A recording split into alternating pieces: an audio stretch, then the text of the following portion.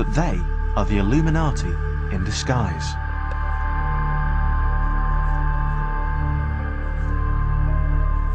I've come to Washington, D.C., capital of the world's richest and most powerful nation. But how much of its power lies with the Illuminati infiltrators of the Bilderberg Group? American Free Press journalist Jim Tucker has battled the Bilderbergers for most of his life. He also battles those who don't share his less than flattering view of them. What the hell do you mean, innocuous group? You think they're getting together to play pinochle? If you had the brains God promised at Grindstone, you'd be all over this damn story. You're a journalistic whore. Bye. Bilderberg's motivation is to control the entire world. They're drunk with power. And they see themselves as masters of the globe. It's their plantation. We're their slaves. And the secrecy with which the Bilderbergers surround themselves generates endless suspicion. You have the people who are making public policy outside the purview of the public. And it really makes a mockery out of the idea of freedom and democracy. A founder member of the Bilderberg Group is one-time Labour Chancellor of the Exchequer, Dennis Healey. What did he have to say about its obsession with secrecy? It wasn't secret, it was private. We didn't want the press there because we wanted people to be able to talk freely. Jim Tucker has tried to infiltrate Bilderberger meetings year after year. But of course every now and then some journalists would find there was a conference and sometimes try to get in, and of course he was thrown out.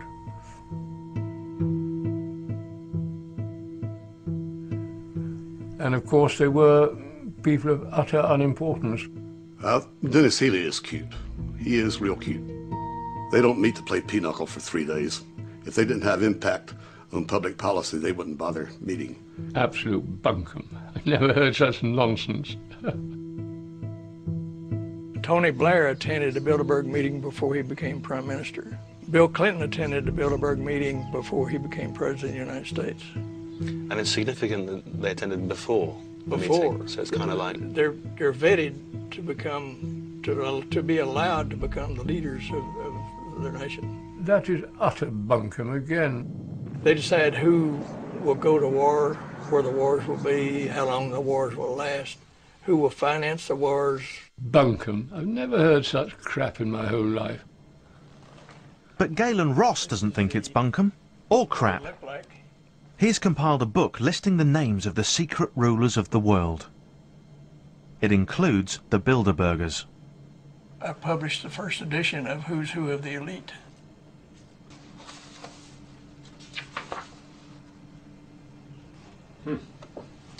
Dennis Healey?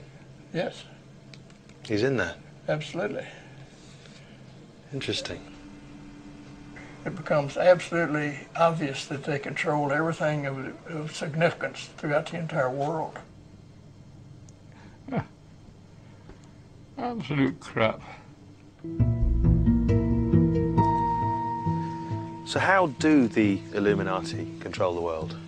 Well, it really starts, as I said earlier, in the first Bilderberg meeting where they talked about the creation of the European Union. Since then, Galen tells me, the Illuminati have been busy creating the African Union, the American Union, and lots of other unions as well. He says they're stepping stones to their great goal of the global union, which will come into being around 2010. So it's all already in place, you're saying? It's all in place, and it will be complete domination of the entire world, politically and economically. There'll be no sovereignty anywhere.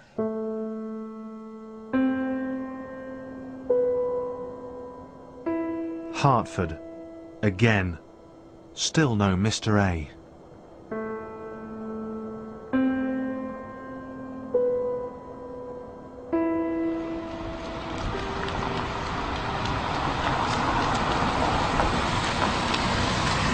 don't actually know where he is. He's around here somewhere. I'll just find him. So bear with me a sec.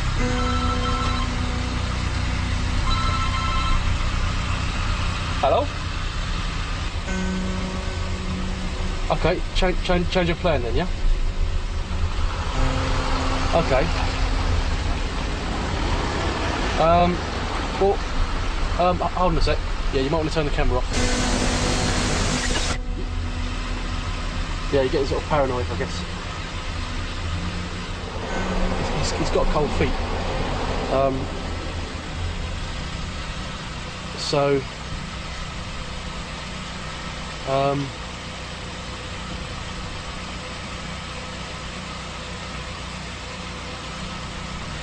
From what he said, I think I'll be able to talk him into rescheduling it. So I'm sorry to have taken all the way out here for nothing, but I think it's going to have to be another day.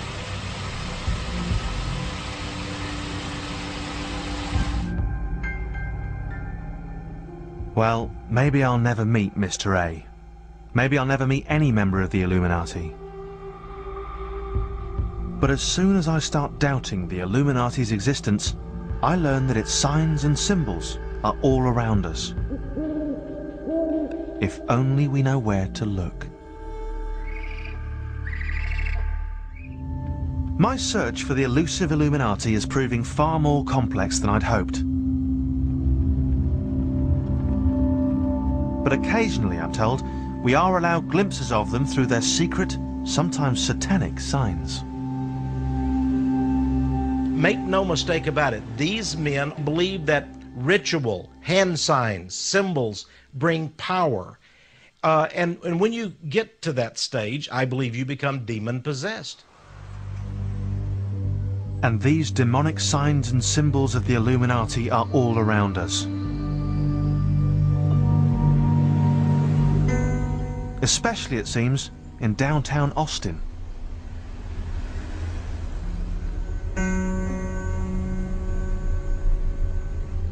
I've been told that this building holds a kind of special significance for the Illuminati, because the Illuminati apparently worship owls, and they say this building looks a bit like an owl.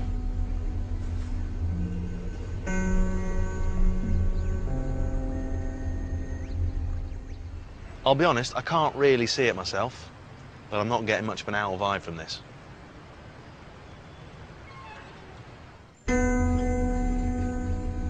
The owl that I can't see is Molech again, named after an ancient Middle Eastern god.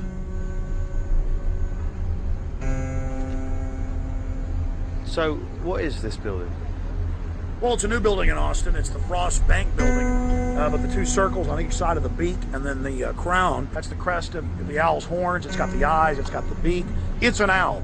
And it's kind of like the Illuminati mascot, one of their mascots. The Skull and Bones is one. The other is the owl. The Illuminati come out of kind of the secret mystery architecture schools. So they use architecture as a way to communicate their views. So basically, this is a giant idol to Molech. Really? This is an idol? Yes. And so this is kind of how they communicate to us. It's hidden in plain view, if it is hidden at all. And is it, I mean, in a way, from what I've kind of learned this far about the Illuminati, it's kind of quite fitting that it's a hidden thing that is amongst us. Hidden amongst us, that's what they love, because the profane can't see it because we're unconscious. But why owls? What, I mean, that's kind of why. Well, we always hear that, oh, it's the, the god of wisdom, going back to the Greeks. The owl also sees in the dark. He's all-seeing. But whereas his prey is blind in the night, so it's the king of the night. So it's kind of like a double meaning, whereas the all-seeing eye, the illuminated one, it only illuminates for those that are part of it. It's an owl. But also, they can rotate their heads, can't they? They see behind them. That's right. Not that one. I don't mean the building. Always notice in every city, the biggest buildings are the bank buildings, towering above us. And now around the country, buildings are, being affixed with owl effigies. There's others around the nation. So these are their monuments.